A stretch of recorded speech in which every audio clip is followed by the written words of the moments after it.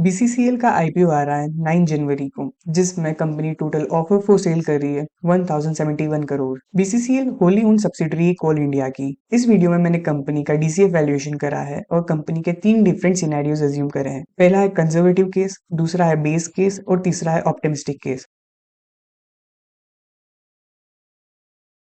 इस conservative valuation model में मैंने अज्यूम करा है कि कंपनी के रेवेन्यूज नेक्स्ट 10 इयर्स तक 8% की ग्रोथ करेंगे, जो फर्स्ट ईयर में 8% से ग्रो होकर 15,553 करोड़ होंगे और नेक्स्ट 10 इयर्स में कंपनी के रेवेन्यूज 31,090 करोड़ और टर्मिनल ईयर में 32,645 करोड़। बीसीसीएल का एबिटा मार्जिन अराउंड 16% है। मैंने अज्यूम करा है कि नेक्स्ट 10 इयर्स में कंपनी का एबिटा मार्जिन 16% से फॉल होकर 13% हो जाएगा। सो रेवेन्यूज में से कॉस्ट ऑफ गुड्स सोल्ड और डेप्रिसिएशन माइनस करेंगे तो earning before interest and tax मिलेगा, जो है अराउंड 2071 करोड़ फर्स्ट ईयर में और नेक्स्ट 10 इयर्स में हो जाएगा 3616 करोड़ और टर्मिनल ईयर में हो जाएगा 3731 करोड़। एबिट में से टैक्स माइनस करेंगे तो नॉपेट मिलेगा, जो है अराउंड 1563 करोड़ और नेक्स्ट 10 इयर्स में हो जाएगा 2730 करोड़ और टर्मिनल ईयर में 2817 करोड़। नॉपेट में डेप्रिसिएशन ऐड करेंगे क्योंकि ये नॉन कैश एक्सपेंस है। डेप्रिसिएशन फर्स्ट ईयर में 464 करोड़ है और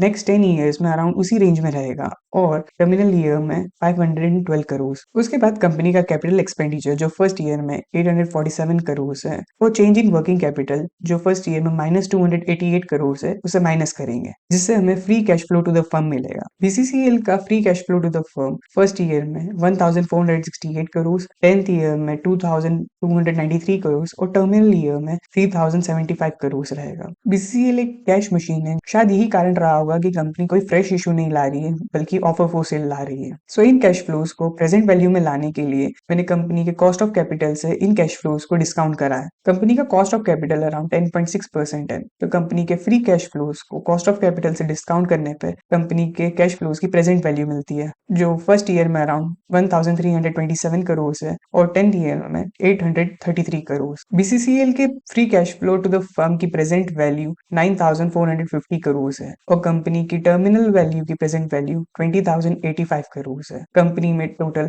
1,559 करोड़ का डेट है, जिसे हम सब्ट्रैक्ट करेंगे। कंपनी के फ्री कैश फ्लो की प्रेजेंट वैल्यू और टर्मिनल वैल्यू की प्रेजेंट वैल्यू को ऐड करेंगे और मार्केट वैल्यू ऑफ डेट को माइनस करेंगे, जिससे हमें मार्केट वैल्यू ऑफ इक्विटी मिलेगी, जो है 27,976 करोड़। कंपनी की बैलेंस शीट में cash and cash equivalents 428 crore है। अगर कंपनी फ्रेश इशू करती तो वो अमाउंट भी इसमें ऐड हो जाता। इन सबको ऐड करने पे कंपनी की value of equity in common stock मिलती है 28,404 करोड़। कंपनी के टोटल 465.7 करोड़ आउटस्टैंडिंग शेयर्स है। अगर कंपनी की इंट्रिंसिक वैल्यू निकालनी है तो कंपनी की वैल्यू ऑफ इक्विटी को टोटल आउटस्टैंडिंग शेयर से डिवाइड करेंगे, जिससे हमें कंपनी की इंट्रिंसिक वैल्यू मिलेगी, जो है अराउंड 61 रुपीज। बीसीसीएल के आईपीओ का अपर बैंड 23 रुपीज है और कंपनी की इंट्रिंसिक वैल्यू जो कंजर्वेटिव केस में है वो अराउंड 61 रुपीज आ रही है। ये एनालिसिस एजुकेशनल पर्पस के लिए है। This is not recommendation to buy the stock. Please consult your financial advisor before investing. So हम चलते हैं कंपनी के बेस केस वैल्यूएशन में, जिसमें मैंने डिफरेंट अजम्पशंस लिए हैं। इस बेस केस वैल्यूएशन मॉडल में मैंने अज्यूम करा है कि कंपनी के रेवेन्यूज नेक्स्ट 10 ईयर्स में 10% की ग्रोथ से बढ़ेंगे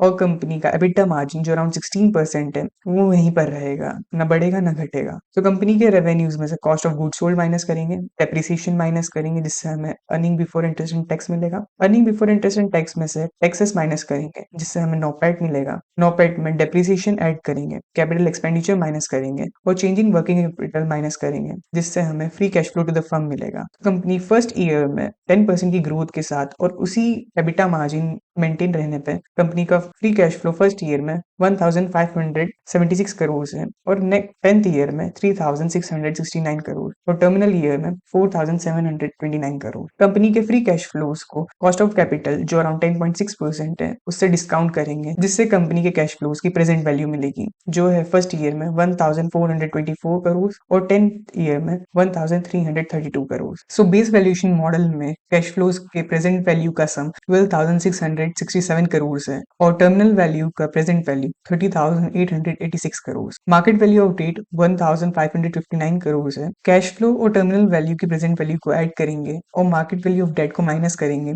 जिससे हमें मार्केट वैल्यू ऑफ इक्विटी मिलेगा। कंपनी के पास cash and cash equivalent equivalence 428 crore है, इसे मार्केट वैल्यू ऑफ इक्विटी में ऐड करेंगे, जिससे हमें value of equity in common stock मिलेगी जो है 42,422 करोड़। कंपनी के टोटल 465.7 करोड़ आउटस्टैंडिंग शेयर्स है, जिससे हम वैल्यू ऑफ इक्विटी से डिवाइड करेंगे, जिससे हमें कंपनी की इंट्रिंसिक वैल्यू पर शेयर मिलेगी जो है 91। ये 91 रुपीज कंपनी के बेस्ट केस वैल्यूएशन मॉडल पर है, जिसमें मैंने अज्यूम करा है कि कंपनी के रेवेन्यूज 10% से ग्रो करेंगे और एबिटा मार्जिन सेम रहेगा। अब हम देखते हैं बीसीसीएल के ऑप्टिमिस्टिक वैल्यूएशन मॉडल को, जिसमें मैंने अज्यूम करा है कि कंपनी के रेवेन्यूज 12% से ग्रो करेंगे और एबिटा मार्जिन 16% से 19% हो जाएगा। इस वैल्यूएशन मॉडल में कंपनी फर्स्ट ईयर में 1597 करोड़ का फ्री कैश फ्लो जनरेट करेगी और 10th ईयर में 5336 करोड़ का, और कंपनी के कैश फ्लोज को 10.6% से डिस्काउंट करा है, जिससे कैश फ्लोज की प्रेजेंट वैल्यू मिली है जो फर्स्ट ईयर में अराउंड 1443 करोड़ है और 10th ईयर में 1938 करोड़। इस ऑप्टिमिस्टिक वैल्यूएशन मॉडल में कंपनीज के फ्री कैश फ्लोज की प्रेजेंट वैल्यू को ऐड करेंगे तो 16,479 करोड़ मिलेगा और कंपनी के